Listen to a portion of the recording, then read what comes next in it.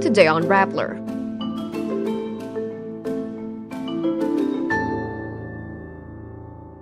"215 lawmakers vote to impeach Vice President Sara Duterte in the House of Representatives." The Bangko Sentral ng Pilipinas urges banks to future-proof its systems by phasing out one-time passwords for safer authentication methods. U.S. President Donald Trump vows to take control over the Gaza Strip and develop it into the Riviera of the Middle East. A U.S. judge warns the lawyers for Justin Baldoni and Blake-Lively to avoid public statements that could affect the case's outcome. And author Neil Gaiman and his estranged wife face a lawsuit for alleged sexual abuse.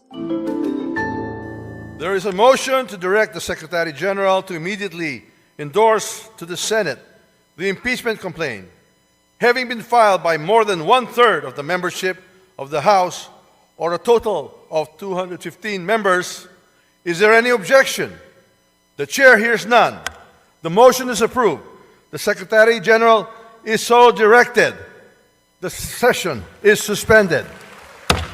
The House of Representatives impeaches Vice President Sara Duterte Wednesday, February 5. 215 lawmakers, or more than two-thirds of the House's 306 members, backed the resolution that set forth the articles of impeachment to be transmitted to the Senate.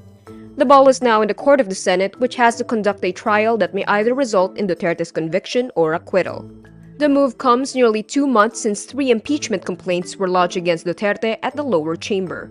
It has been nearly 5 months since the House's inquiry into her alleged misuse of public funds as the country's second-highest official and education secretary. The months-long investigation uncovered how she let security personnel handle the confidential funds in apparent violation of government rules, and how the receipts she submitted to state auditors were signed by dubious people with no birth records. The Bangko Sentral ng Pilipinas urges banks to future-proof its security systems as one-time passwords or OTPs may become obsolete in the future. BSP Deputy Governor Elmer Capule says upgrading the systems will prevent clients from being defrauded. He adds the BSP will assess the upgrades depending on the type of bank, as some banks such as rural or thrift banks may be satisfied with OTPs, while digital banks need a more robust and advanced system. Capule did not name specific alternatives for authentication, but mentioned methods such as passwordless authentication. Neighboring central banks such as Singapore's Monetary Authority have begun gradually phasing out OTPs for bank account logins as local cases of financial scams rise. In 2024 alone, the Philippine Cybercrime Investigation and Coordinating Center received over 10,000 scam complaints, with victims losing about 198 million pesos. U.S. President Donald Trump says on Tuesday, February 4, the U.S. will take control of war-torn Gaza and transform it into a Riviera of the Middle East after Palestinians are resettled elsewhere. The U.S. will take over the Gaza Strip, and we will do a job with it, too. We're going to develop it, create thousands and thousands of jobs, and it'll be something that the entire Middle East can be very proud of. This after Trump's surprising proposal earlier on Tuesday to permanently resettle Palestinians from Gaza to neighboring countries. However, Trump does not address how the U.S. could legally take long-term control over Gaza. Hamas official Sami Abu Zuhri says Trump's remarks on taking control of Gaza are ridiculous and absurd and could destabilize the Middle East. The statement also draws swift condemnation from Saudi Arabia while rejecting any effort to displace Palestinians from their land. A U.S. judge on Monday, February 3, warns the lawyers representing Justin Baldoni and Blake-Lively to keep their legal battle out of the public eye. The judge imposes a New York State rule barring out-of-court statements that could affect the case's outcome.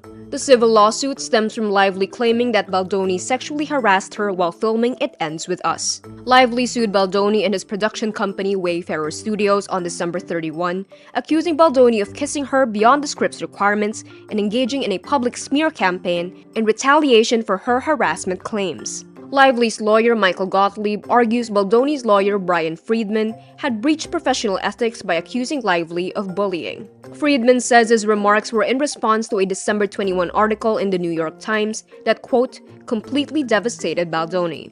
Baldoni and Wayfarer also sued the New York Times for $250 million, accusing the newspaper of defamation for uncritically taking Lively's side in the December 21 article. English author Neil Gaiman and his estranged wife Amanda Palmer are facing lawsuits filed by New Zealand woman Scarlett Pavlovich.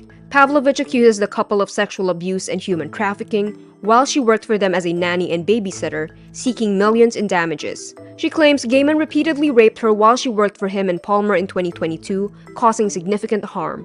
Court papers allege that Palmer was aware of Pavlovich's vulnerability, but failed to warn her about Gaiman's history of predatory behavior. The two are named as defendants in Pavlovich's lawsuit filed in federal court in Madison, Wisconsin, while Palmer is the sole defendant in separate lawsuits filed by Pavlovich in Manhattan and Boston. Gaiman denies the allegations of inappropriate sexual conduct, claiming these were consensual. And that's today's wrap. I'm Kara Oliver. Thank you for watching.